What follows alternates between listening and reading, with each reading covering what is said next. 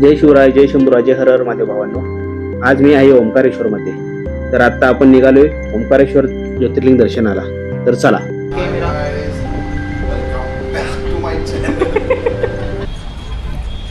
निघालो आता ओंकारेश्वरला दर्शनासाठी.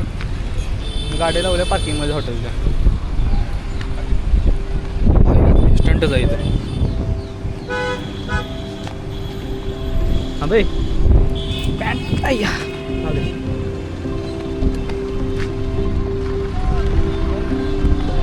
तुम्ही इथलं लोकलचा असा किंवा VIP वाला असा कुठलं पण असा इथून कार आतमध्ये जाऊनच देत नाही.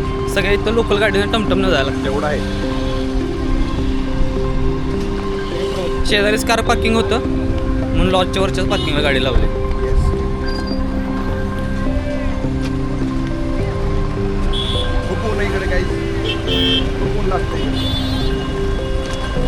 उन्हानंतर पक्की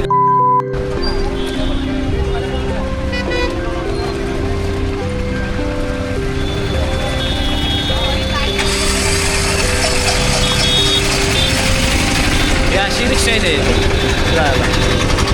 हे बसता काय रिक्षामध्ये? लखनऊ से यहाँ पर आए हो? कब आए थे? बाय कार से आए थे. स्टे के लिए कहाँ रुके हो? स्टे के लिए कहाँ रुके हो? ठीक. एक व्यक्ति कितना ले रहे हो? अब मैं महाराष्ट्र से. नासिक जाएंगे त्र्यंबकेश्वर.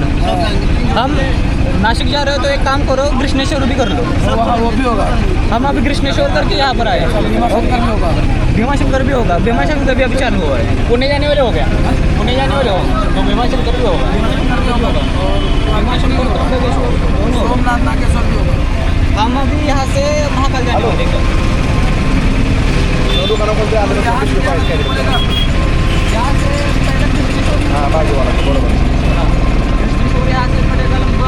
पौने 400 किलोमीटर. उज्जैन हो गए आपका? हर हर महादेव भावांनो.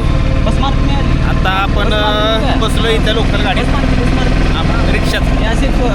इथून निघालोय आपण ओंकारेश्वर मंदिराकडे. चला आपण दर्शन घेऊयात. गर्दी बघताय आपण. इथनं पुढं पहिलं पाठीमागच गाडी पार्किंग लावायची. तर पुढं लोकल गाडीचा वापर करून पुढं जायचं आपल्याला. आपण रिक्षातनं आलो. इथं स्टॉपवर उतरलोय. निघालोय मंदिराकडे. तर बघूयात आपली पास काढलेली आपण दर्शन लाईन कुठनं चालू होती ती.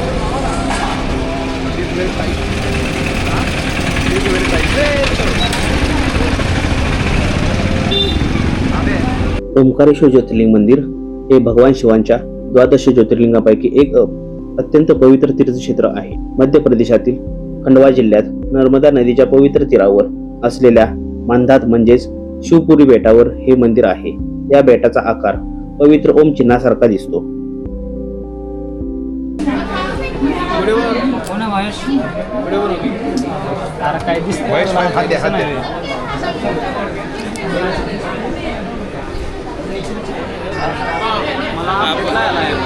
माझं पण आलंय. आपण इथं पासाला हँडबँड घेतलंय. आपण दर्शनाला निघालो. इथून VIP पास घेतलाय. आता निघालो झुलत्या पुलावर.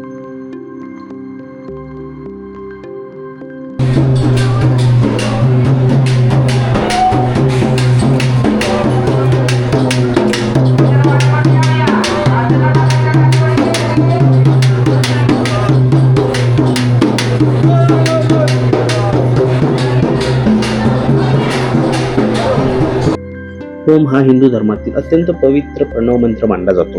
भगवान शिवांचे ओंकारेश्वर स्वरूप येथे प्रकट झाले अशी धार्मिक श्रद्धा आहे. त्यामुळेच या क्षेत्राला ओंकारेश्वर असे नाव प्राप्त झाले असावे. नर्मदा नदी येथे 2 प्रवाहात विभागली जाते आणि इथे तयार झालेले मांधात म्हणजेच शिवपुरी बेट वरून पाहिल्यास ओम सारखे दिसते. त्यामुळे या स्थानाचे धार्मिक आणि भौगोलिक महत्त्व दोन्ही विशेष आहे.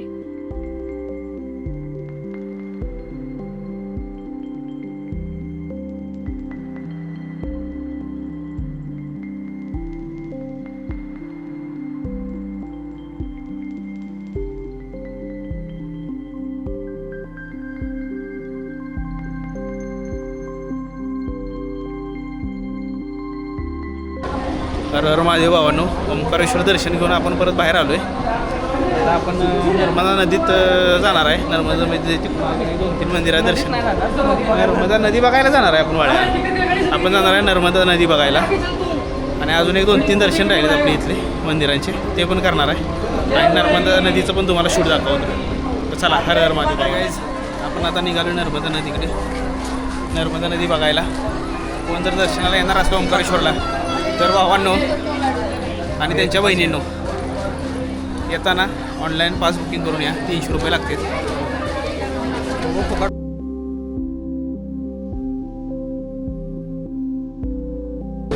आता आपण नर्मदा नदीत फिरायला बोट बुक करतोय, पण बजेट प्रॉब्लेममुळं आपल्या इथं व्हायचं हे चाललं आहे, आपलं बार्गनिंग चालू आहे.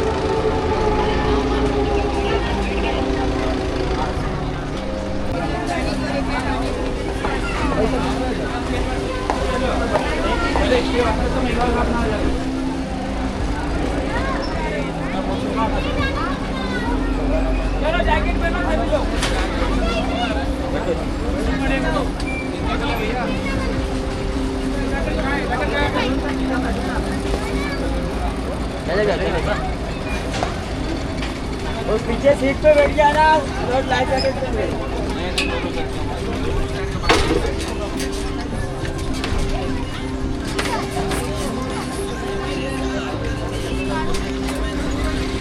मित्रांनो, भैया आपण आलोय. इधर बैठो ना पीछे सीट पे. सीट काही के लिए लगा बोट केली आपण निघालोय आता. ओ भैया यहाँ बैठो ना. टिकट बनाना पड़ता, तुझे आगे आगे जा लो. सीट लगा के रखते, सीट पे भी बैठ लो. तुम मेरा सीट पे ये लाइफ जैकेट पहन लो. कंपल्सरी 20,000 रुपये चालान दे सकते हो तो मत देना.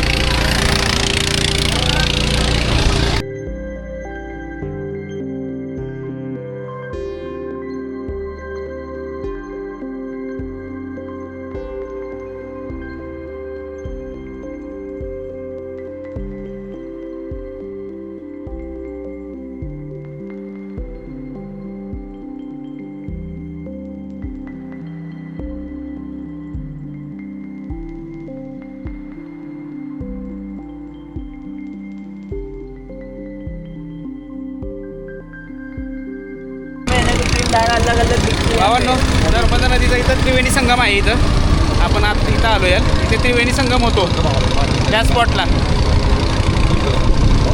अजून काय काय इथं काय सांगा अजून.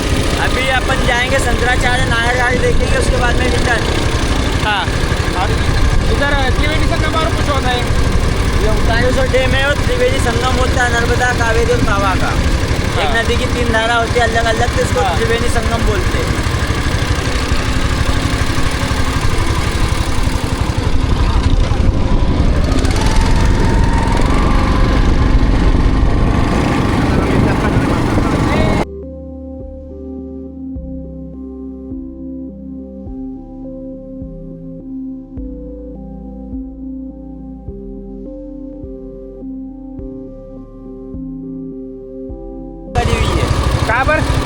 सामने वाला आदिगुरु शंकराचार्य का मूर्ति 108 फीट ऊंचा, हाँ, अष्ट धातु से बना हुआ है. इनके द्वारा 4 मठों की और 12 ज्योतिर्लिंग की स्थापना करी हुई है. बस. और इनके द्वारा ही पैदल परिक्रमा 12 ज्योतिर्लिंग की चालू हुई थी. हाँ. सबसे पहले 12 ज्योतिर्लिंग की पैदल परिक्रमा करी थी गुरु ने. हाँ. अब वहाँ केदारनाथ में भी जाओगे तो वहाँ भी शंकराचार्य की मुक्ति मिलेगी आपको. हाँ, क्या केदारनाथ में भी ये शंकराचार्य की यहाँ पर शंकराचार्य का स्टैचू है. और बात सामने देख लो, सामने वाला नांगर घाट है, इसको कमल इसको नांगर की घाट बोलते. ओंकारेश्वर का सबसे बड़ा घाट और सबसे प्राचीन घाट है. हाँ. जो 12 साल में महाकुंभ आता ना, हाँ. यहीं पे लगता. अभी 2028 में लगेगा यहाँ पे. इथं समोर गाडी दिसतोय ना, इथं महाकुंभ मेळावा भरतो. तर 2028ला असं त्यांचं म्हणतायत की 2028ला इथं महाकुंभ मेळावा भरणार आहे. जे की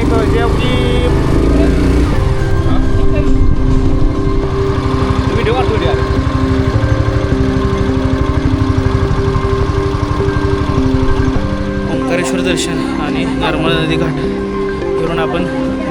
पुढं. आता दुपारचं जेवण करूया आपण आणि इंदोरला जाऊयात.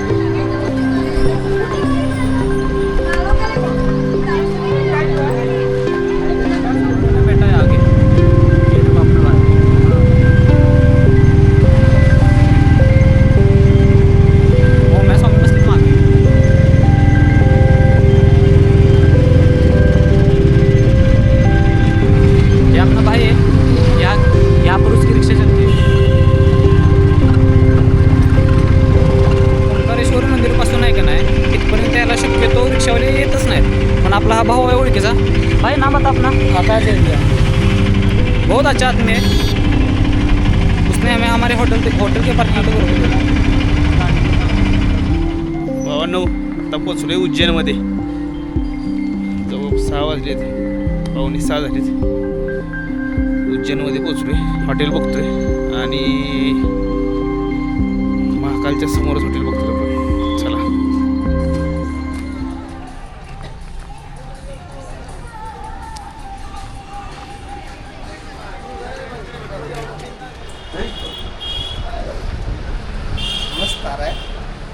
मित्रांनो, आता आपण आहे उज्जैनमध्ये. महाकाल दर्शनासाठी आलो आहे आपण रूम घेतली इथं. खूप छान रूम आहे आणि रूममधून इथून व्ह्यू पण लय कडक आहे. तुम्हाला दाखवतो रूम आणि बाहेरचा व्ह्यू पण दाखवतो. खोल की. ही आपली रूम आहे बघा, छान आहे रूम. आणि या रूममधनं खिडकीचा व्ह्यू दिसतो बघा. त्याच्या समोर दिसतंय झेंडा लागलेला, ते आहे महाकालचं मंदिर. आणि ह्या लाईट जिथं लागलेल्या दिसत आहेत तिथं चालतं महाकालेश्वर कॉरिडोर. आणि खाली आपली गाडी पार्किंग.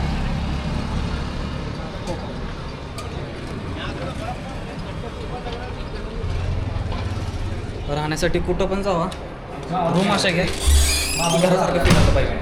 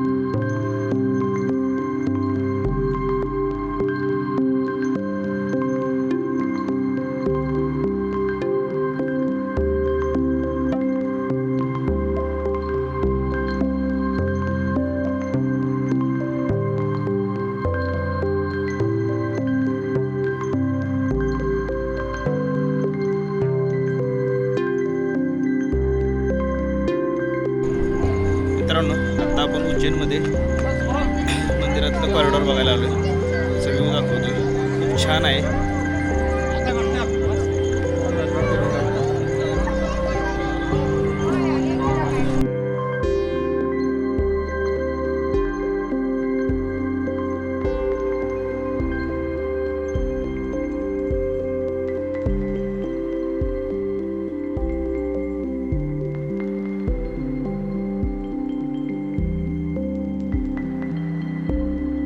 मित्रांनो, तुम्हाला इथून पूर्ण व्ह्यू दाखवतो कॉरिडॉरचा, मंदिराचा आणि लाईव्ह दर्शन.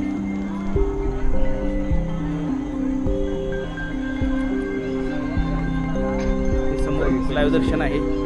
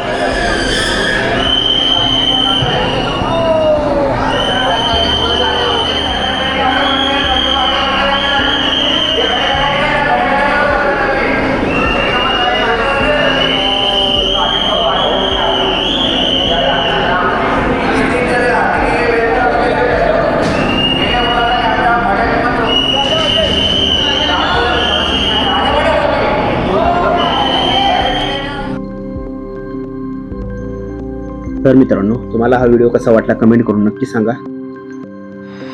व्हिडिओ आवडला असेल तर व्हिडिओला लाईक करा आणि आमच्या चॅनलला सबस्क्राईब करायला विसरू नका. तर हर हर महादेव भावांनो.